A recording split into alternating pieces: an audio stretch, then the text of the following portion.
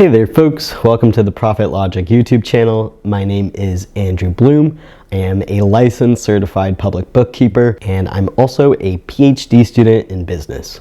Today we're going to do a quick overview of QuickBooks Online, the industry gold standard software for anything bookkeeping related. This video is meant for new users to QuickBooks who want a bare bones overview with minimal digression to just get a simple look as to how QuickBooks works and how to do some common transactions. However, if you want to get into the details and watch a full free course on how to use QuickBooks to record everything your business does, then click the subscribe button below, because in the coming weeks, I'm gonna launch a free course on YouTube on how to use QuickBooks. But by the end of this video, you're gonna know what QuickBooks Online looks like, how to use it for some basic transactions, and basically understand the essentials to streamline your bookkeeping and stay on top of your business's finances. All right, let's jump on the computer and get started. Okay, so this is your QuickBooks Online dashboard.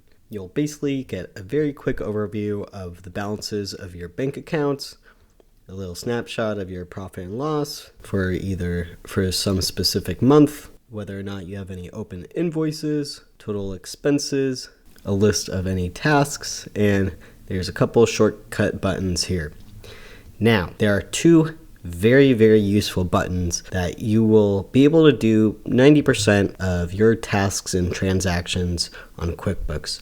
And those two buttons include, first, the new button up here. You click on new, you can create a new invoice, you can receive payment for the invoices, you can generate a statement, generate an estimate, record a bill, record an expense, write a check, add customer, add vendor, run payroll, record a bank deposit or transfer, and basically record any kind of transaction you could think of. The other very useful button is the gear icon up here. Here you will be able to access your settings, get into your chart of accounts, and you can also click to reconcile your bank accounts. So just remember that the majority of what you are going to want to do in QuickBooks, you can do by clicking new or clicking the gear icon. And the first thing you're going to want to do when you set up your QuickBooks Online account is go into your settings. And here you'll put in your company name, your company type, your contact info, and company addresses. You can also go into payments and set up and activate to receive and send payments through QuickBooks, which can be really useful if you want to keep all of your transactions automatically organized. And they offer a pretty competitive rate for fees as well. Now, once you're done in settings, you'll want to click the gear icon again and go into your chart of accounts. QuickBooks will automatically generate a chart of accounts for you, but you can update it and put in new accounts, which you'll do by selecting the new button here, including the account name. You can put in an account number if you want to be organized. You'll select the account type and the detail type. Now, your chart of accounts includes every account that will categorize all of your business's transactions. Some of them are physical accounts, kind of like a bank account or a credit card, but others are accounts that are representative of different transactions. So for example, you might have fixed assets in your business, such as vehicles or furniture, and these accounts represent what the value of those items are. It's not like there's a physical bank where you put all your furniture into. So that's kind of what these accounts do. They organize every single transaction that runs through your business. And if you want to delete an account in your chart of accounts, you'll go over to the account, select the chevron, and make the account inactive. Next, after going through your chart of accounts, you'll want to add in your customers, vendors, and products. So if you go to new, you can add a customer here, you can add a vendor here, or for customers, you can go to sales and click on customers, and you can add a new customer here. You'll want to put in their first name, last name, their company name, if they have one, their email, other contact information, any addresses, especially if you send invoices, payment information, and any other additional information. You'll click save when you're done. Similarly, for vendors, you'll go to expenses and click on vendors, and you can add a new vendor here. You'll put in their company name, their display name. You can include any other information, such as ACH payment information, especially if they're a contractor, and any other additional info. You'll click Save when you're done.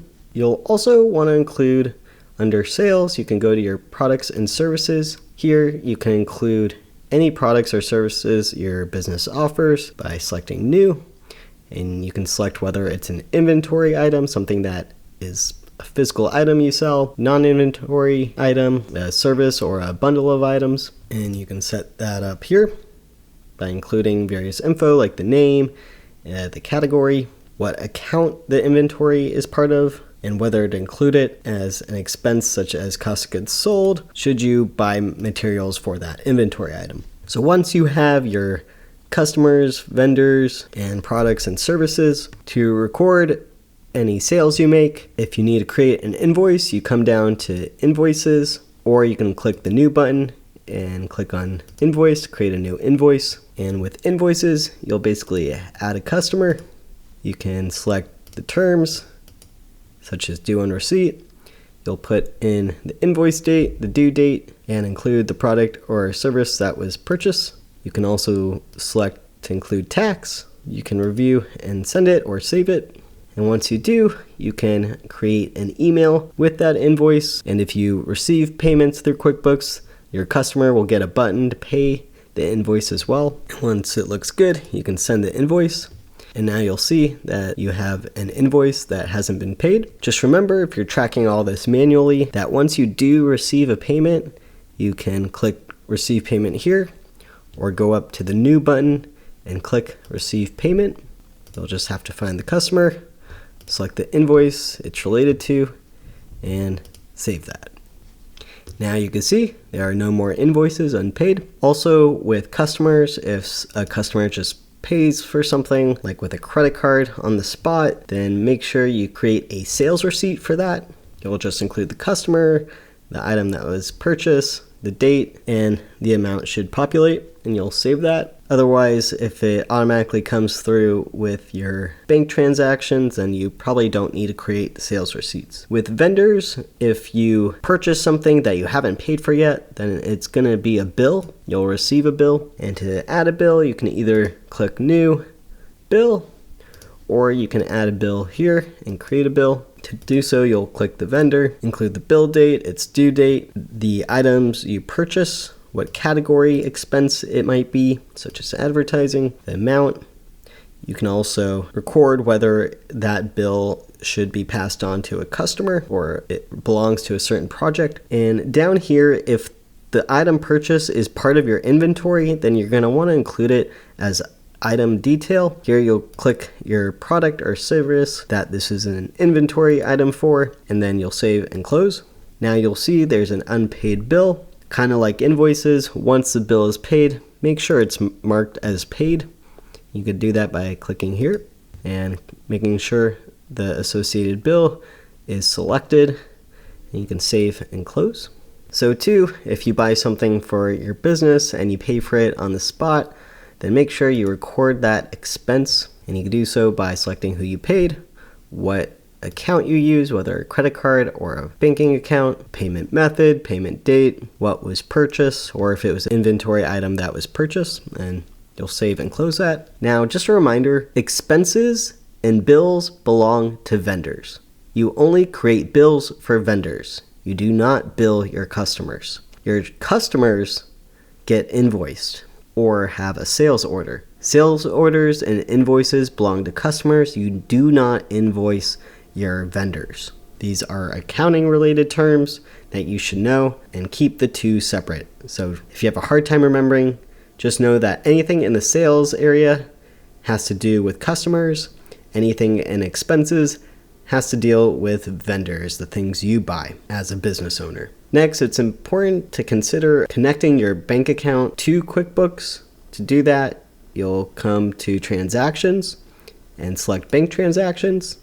And here you can connect your bank account so that your transactions will automatically show up in QuickBooks. You can also upload transactions by uploading your bank statement. And another important thing you'll want to do at least every month, is to reconcile those accounts. You need to match what's in QuickBooks to your bank statements and credit card statements to make sure everything looks the same. To reconcile those accounts, you'll come to Transactions and select Reconcile. You can also come up to the gear icon and select Reconcile here. Click which account you want to reconcile, such as your Chase banking account. You'll include the statement ending balance, the statement ending date, and if there were any service charges or interests earned on that statement, you'll include those here, and you'll click Start Reconciling. Lastly, another important thing that you'll want to do at least once a month in QuickBooks is go to Reports. And there are so many different reports here that you can use to understand your business's finances. 2 reports that you'll want to look at least on a monthly basis include your profit and loss and your balance sheet. And if you pay bills or receive invoices, you'll want to check accounts receivable,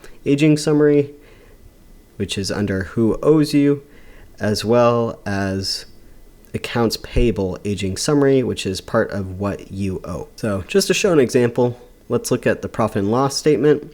This is also known as your income statement. You'll want to select the time period, for example, this month, and you'll click either accrual or cash accounting method. So once this is all set up, you click Run Report. And here you'll see your income, your total income, and all of your expenses, and the net income, which will be the difference between your income and your expenses. So this is what you get to keep in your business at the end of the day. So that was a basic overview of QuickBooks Online. These basic steps, such as connecting your bank, managing your customers and vendors, creating invoices, bills, running reports, reconciling accounts, these are the basic things you'll need to do in QuickBooks to stay on top of your business's finances. If all this looks overwhelming and you don't want to do any of it, I'd be more than happy to be your bookkeeper. If you'd like to jump on a call with me so I can understand how I can help you and generate you a quote,